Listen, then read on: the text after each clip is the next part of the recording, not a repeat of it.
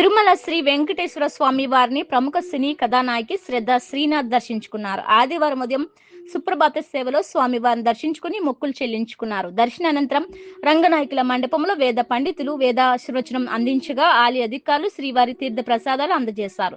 శ్రద్ధ శ్రీనాథ్ వరుస సినిమాలతో బిజీగా గడిపేస్తున్నారు. 2019లో విడుదలైన జెర్సీ చిత్రంతో తెలుగు ప్రేక్షకులకు పరిచయం అయ్యారు. ఇక రీసెంట్ గా విడుదలైన మెకానిక్ రాకీ మూవీలో నెగిటివ్ రోల్ చేసి మెప్పించారు.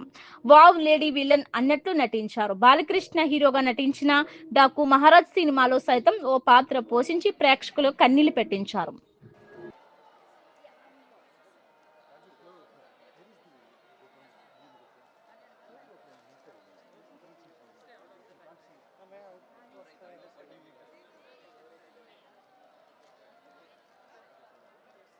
మేడం ఎటు వచ్చాను మేడం?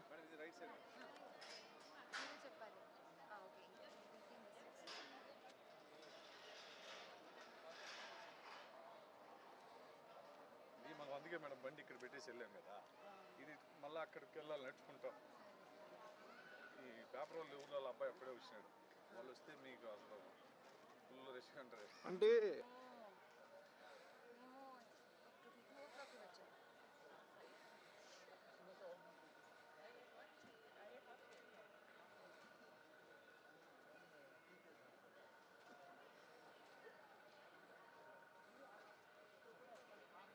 ఎన్టీవీ, జెమినీ టీవీ, మా టీవీ అందరికీ పోతుందన్నా.